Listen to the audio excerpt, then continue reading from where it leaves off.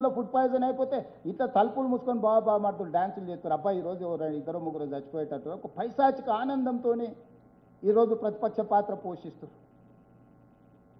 ఏంది విష సంస్కృతి? ఎప్పుడైనా ప్రతిపక్షాలు ఇట్లా ఉండేనా?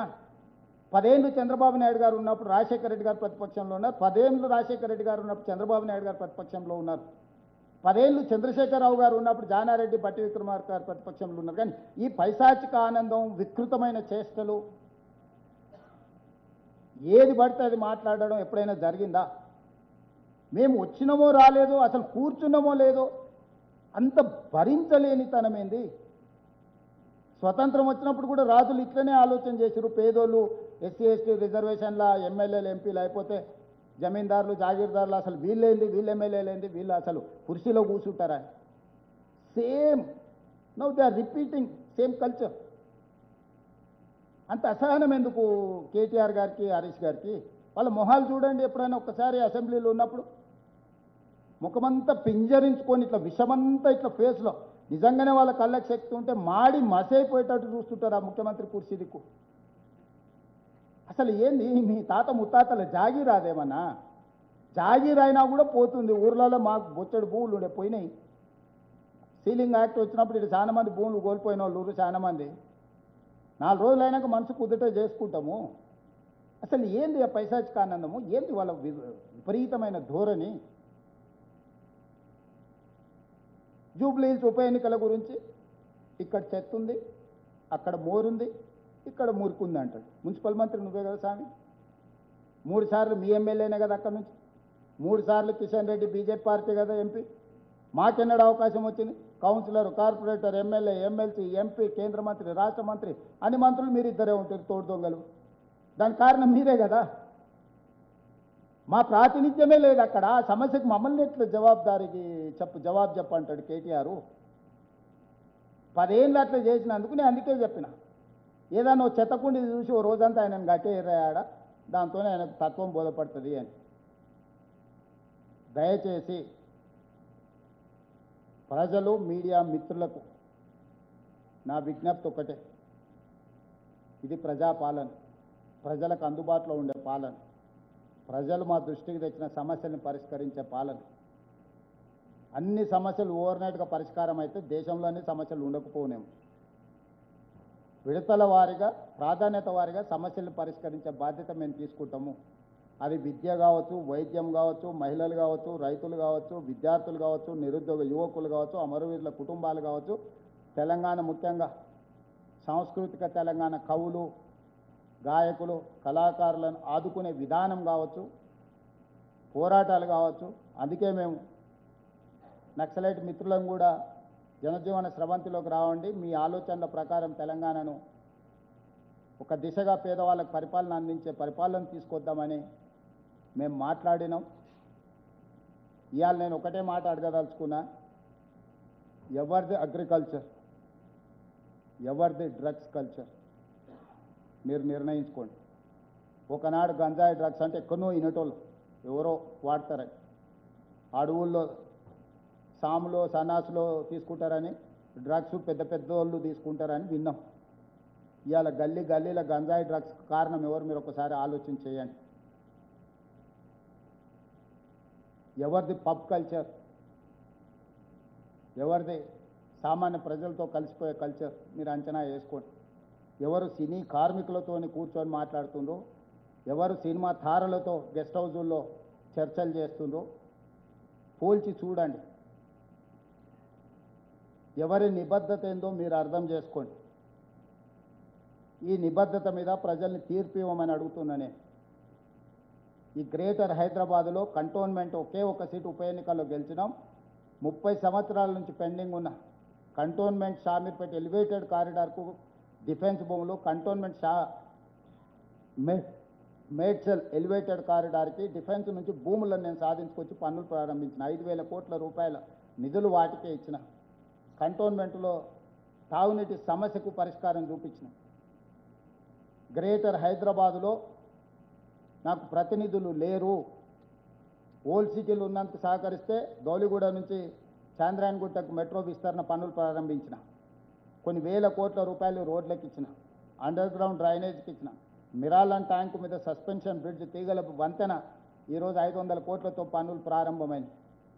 ఎక్కడెక్కడైతే ప్రజాప్రతినిధులు ఆ పార్టీ ఈ పార్టీ లేకుండా మమ్మల్ని మా దృష్టికి తీసుకొస్తుండ్రో ఆ ప్రాంతంలో అభివృద్ధి కార్యక్రమాలు వేగంగా జరుగుతున్నాయి. ఈరోజు కంటోన్మెంట్లో కాంగ్రెస్ గెలిచింది కాబట్టి అక్కడ సమస్యల్ని నేను పరిష్కరించగలిగిన.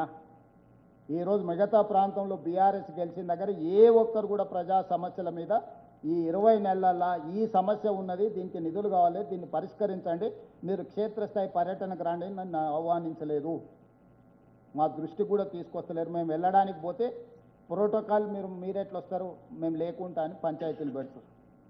ఇది సమస్యలకు పరిష్కారానికి సహకరించదు. అందుకే దయచేసి జూబ్లీ హిల్స్ ప్రజలు విజ్ఞతతో సెంటిమెంటా డెవలప్మెంటా, ఒకవేళ సెంటిమెంట్ అయితే 2007లో పీజేఆర్ కంటే గొప్ప నాయకుడు ఎవరు లేరు.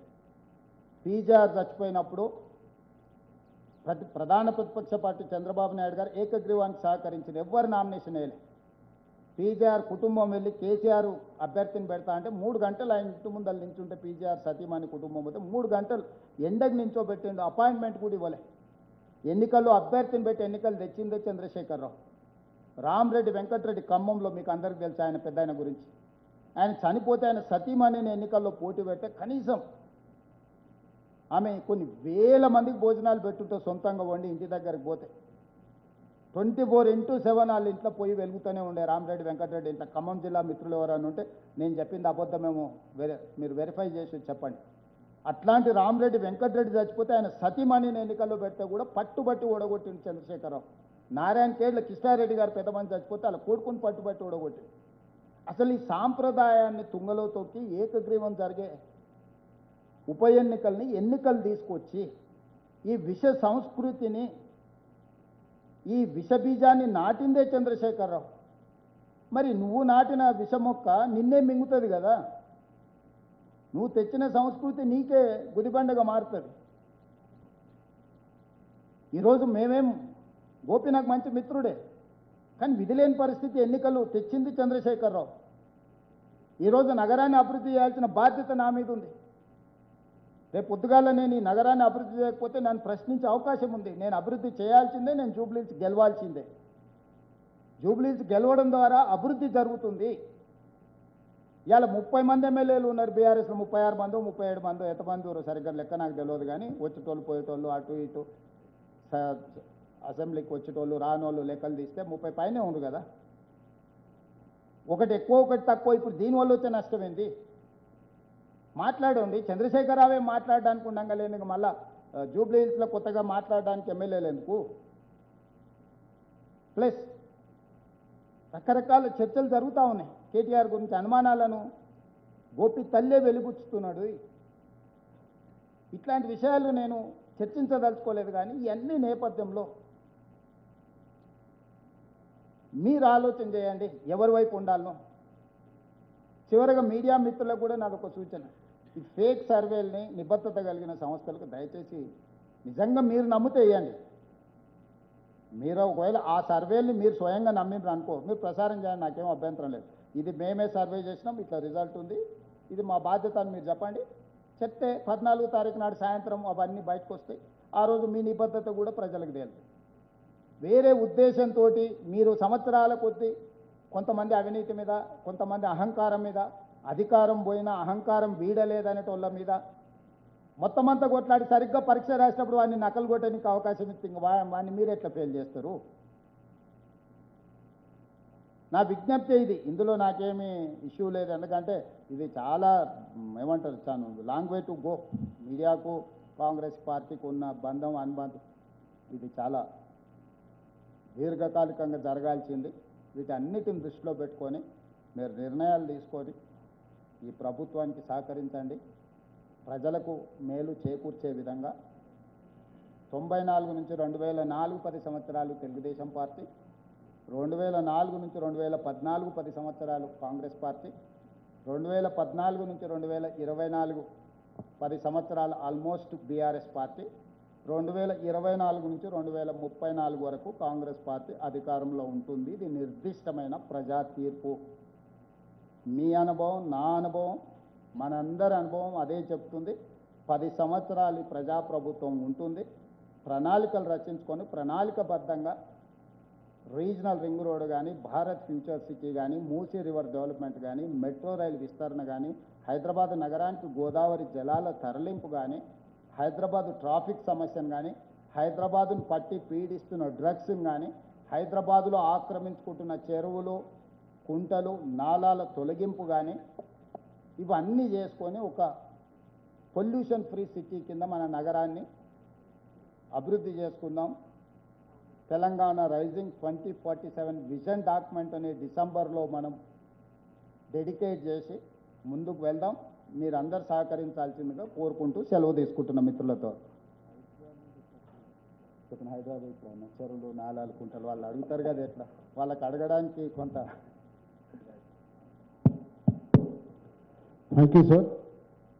ముఖ్యమంత్రి గారు క్వశ్చన్ ఆన్సర్ సెషన్ స్టార్ట్ చేసే ముందు ఒక చిన్న అంటే ముఖ్యమంత్రి గారికి నిన్న ఆయన జన్మదినం జరుపుకున్నారు. సో పాత్రికేయ మిత్రులు అందరి తరఫున ఆయనకు happy birthday sir, belated happy birthday. And మరెన్నో బర్త్డేలు మీరు జరుపుకోవాలని, ఇట్లా ప్రజాసేవలో ఉండాలని మేము కోరుకుంటున్నాం.